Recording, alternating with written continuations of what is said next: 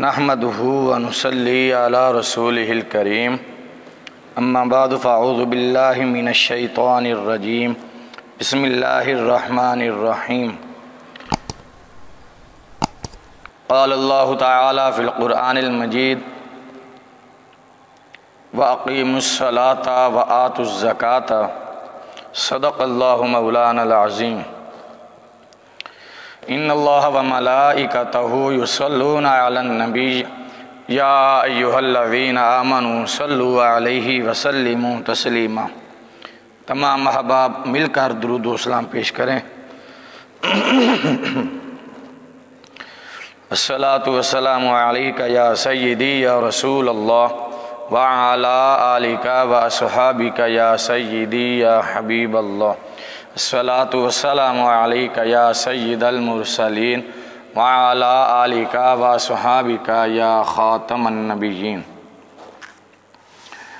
اللہ رب العالمین کے پاک کلام قرآن مجید میں سے آیت کریمہ کا ایک حصہ تلاوت کیا ہے۔ دعا ہے کہ رب العالمین حق اور سچ بیان کرنے کی توفیق عطا فرمائے، آپ کو اور مجھے سن سنا کر اس پر ایمان رکھنے کی، خاص طور پر اللہ پاک ہمیں عمل کرنے کی توفیق عطا فرمائے۔ جس طرح نماز فرض ہے، اسی طرح اپنے مال میں سے زکوٰۃ دینا بھی فرض ہے۔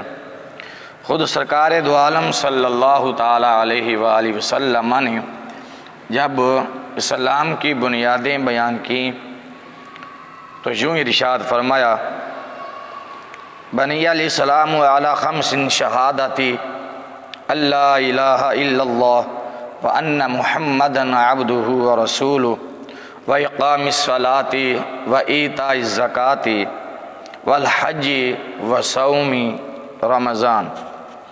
مشکوٰۃ شریف کی یہ حدیث مبارکہ ہے۔ رسول اللہ صلی اللہ تعالی علیہ وآلہ وسلم نے ارشاد فرمایا، اسلام کی بنیاد 5 چیزوں پر ہے۔ نمبر 1، اس بات کی گواہی دینا کہ اللہ کے سوا کوئی معبود نہیں، عبادت کے لائق نہیں، اور محمد صلی اللہ علیہ وآلہ وسلم اللہ کے خاص بندے اور اس کے رسول ہیں۔ نمبر 2، نماز قائم کرنا۔ نمبر 3، زکوٰۃ ادا کرنا۔ نمبر 4، حج کرنا۔ اور نمبر 5، ماہ رمضان المبارک کے روزے رکھنا۔ زکوٰۃ کا معنی پاک کرنے کے ہیں۔ اس کا معنی ہم یوں لے سکتے ہیں کہ جو بندہ اپنے مال سے زکوٰۃ دیتا ہے اس کا مال پاک ہو جاتا ہے، اور جب زکوٰۃ دیے ہوئے مال میں سے وہ کھائے گا تو اس کے اندر نور پیدا ہوگا۔ اسی طرح جس کا مال پاک ہوگا زکوٰۃ ادا کرنے کے بعد، حلال کمائی اور حلال ذریعے سے اس نے روزی کمائی ہوگی، اور اس اللہ کے دیے ہوئے میں سے جب وہ مال جو اللہ نے اسے عطا کیا اس میں سے جب وہ زکوٰۃ ادا کرے گا تو اس کی عبادت میں بھی ذوق پیدا ہوگا، اس کو عبادت کرنے میں سرور آئے گا، اس کو عبادت کرنے میں مزہ آئے گا، عبادت کرنے میں اس کا دل لگے گا، اور اس کو سکون قلبی حاصل ہوگا۔ مال میں سے زکوٰۃ ادا کرنے کا ایک فائدہ یہ بھی ہے کہ اس کا مال چوروں سے محفوظ رہے گا، چور اس کے مال میں سے چوری نہیں کر سکے گا، اور ڈاکو اس کے مال پر ڈاکہ نہیں ڈال سکیں گے۔ زکوٰۃ ادا کرنے والا گناہوں کی آلودگی سے بھی محفوظ رہے گا۔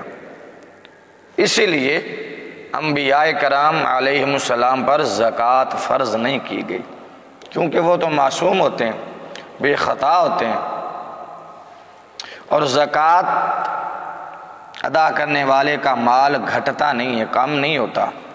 زکوٰۃ ادا کرنے والے کا مال بڑھتا ہے، زیادہ ہوتا ہے، اللہ اس مال میں برکتیں شامل فرما دیتا ہے۔ رب کائنات نے زکوٰۃ کو واجب اور فرض کیوں قرار دیا؟ ہر جاندار کا رزق جو آسمان سے نیچے ہے، جو بھی مخلوق ہے، جیسی بھی مخلوق ہے، جس کو بھی اللہ نے پیدا کیا ہے، اس کا رازق، اس کا خالق اللہ ہے۔ اللہ نے ہر جاندار، ہر مخلوق کا رزق اپنے ذمہ لیا ہوا ہے۔ زمین پر بے شمار مخلوقات ہیں، طرح طرح کی مخلوقات ہیں، کیڑے ہیں، مکوڑے ہیں، رینگنے والے ہیں، چلنے والے ہیں، جنگلوں میں رہنے والے ہیں، پہاڑوں میں رہنے والے ہیں، پتھروں میں رہنے والے ہیں، ہواؤں میں اڑنے والے ہیں، طرح طرح کی مخلوق اللہ تعالیٰ نے پیدا کی، اور اس ساری کائنات میں رہنے والی ہر مخلوق کا رزق اللہ تعالیٰ نے اپنے ذمہ کرم پر لیا ہوا ہے۔ اور اس مخلوق کو جو ہمیں نظر نہیں آتی، جو ہمیں دکھائی نہیں دیتی، اس کو کیسے اللہ رزق پہنچاتا ہے یہ تو میرا اللہ ہی جانتا ہے۔ کس ذریعے سے رزق پہنچاتا ہے یہ میرا اللہ ہی جانتا ہے۔ کس طریقے سے رزق پہنچاتا ہے یہ میرا اللہ ہی جانتا ہے۔ لیکن انسانوں کے اندر اللہ تعالیٰ نے دو طرح کے لوگ پیدا فرمائے ہیں، ایک امیر، دوسرے غریب، نادار، محتاج، فقیر لوگ۔ اب ان دونوں کو اللہ تعالیٰ رزق پہنچاتا ہے کیسے؟ جو مالدار ہیں، جنہیں اللہ نے اپنا رزق عطا فرمایا ہے، مال عطا کیا ہے، دولت عطا کی ہے، ان پر اللہ نے زکوٰۃ کو فرض کر دیا تاکہ وہ اپنے مال میں سے زکوٰۃ ادا کریں۔ غریبوں کو، فقیروں کو، بیواؤں کو، یتیموں کو، تاکہ امیروں کے ساتھ ساتھ غریب لوگ، مفلس لوگ، نادار لوگ، یتیم لوگ، بیوائیں بھی عید کی خوشیوں میں اور دیگر جو معاملات ہیں وہ احسن طریقے سے شامل ہو سکیں، اپنے معاملات نبھا سکیں، گھر کے اخراجات چلا سکیں۔ یہ اللہ تعالیٰ نے بڑا احسن اور خوبصورت نظام رکھا ہے، اور امیروں کو حکم دیا کہ اپنے مال میں سے، اپنے مال تجارت میں سے، اپنے سونے اور چاندی میں سے، اور اپنی جو زمین کی فصل ہے، کنک ہوئی، گندم ہوئی، چاول، مکئی، جو بھی زمین سے حاصل ہوتا ہے اس میں سے عشر ادا کریں۔ آج کل آپ دیکھ رہے ہیں گندم پک چکی ہے اور کٹائی کا موسم ہے، خدا نخواستہ راہ گزرتے ہوئے کوئی بھی بندہ تیلی لگا دیتا ہے، سلگتی ہوئی سگریٹ کو پھینک دیتا ہے، تو ایکڑوں کے حساب سے پکی ہوئی گندم تباہ و برباد ہو جاتی ہے۔ اور یقیناً یہ ان لوگوں کے ساتھ ہوتا ہے جو اپنی گندم میں سے عشر نہیں نکالتے، غریبوں کا حق نہیں نکالتے، یتیموں کا حق نہیں نکالتے، بیواؤں کا حق نہیں نکالتے، اللہ تعالیٰ ان کے مال میں اسی طرح، تو اللہ تعالیٰ ان کے مال کو اسی طرح ضائع فرما دیتا ہے۔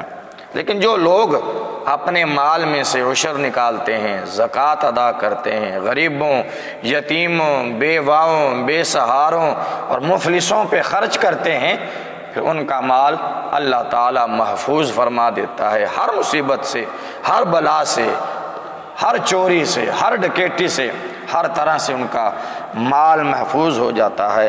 گویا ظاہراً زکوٰۃ فقیر اور غریب کے ہاتھ میں جاتی ہے، مگر در حقیقت وہ اللہ رب العالمین کے ہاں پہنچتی ہے۔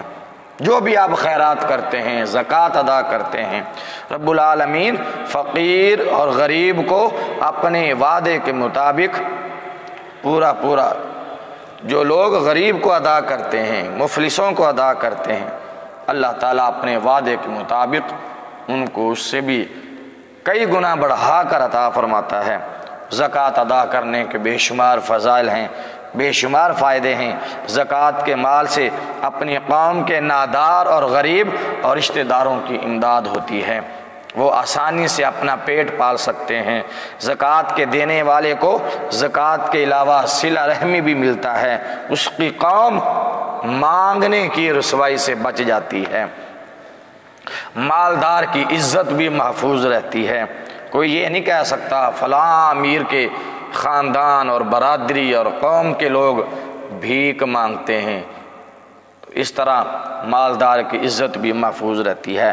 مالدار جب اپنا مال زکوٰۃ، فطرانہ فقیروں، ناداروں، یتیموں، بیواؤں اور محتاجوں کو دے گا تو ان کی دعائیں بھی اس کو لگیں گی، وہ دعا کریں گے، ہاتھ اٹھا کے اس کے مال میں برکت کی دعا کریں گے، اس کی صحت کی برکت کی دعا کریں گے، اس کی عمر میں برکت کی دعا کریں گے۔ تو جو اپنے مال سے زکوٰۃ دیتے ہیں، فطرانہ دیتے ہیں، اللہ کی راہ پر خرچ کرتے ہیں، وہ غریبوں کی دعائیں لیتے ہیں، اور جو غریبوں کی دعائیں لیتے ہیں نا، اللہ تعالیٰ ان سے پھر بڑا راضی ہوتا ہے۔ جو اللہ کے بندوں کو راضی رکھتا ہے، جو اللہ کے بندوں کو راضی رکھتا ہے، جو اللہ کے بندے کو خوش کر دیتا ہے، اللہ تعالیٰ پھر اس بندے سے بڑا راضی ہوتا ہے۔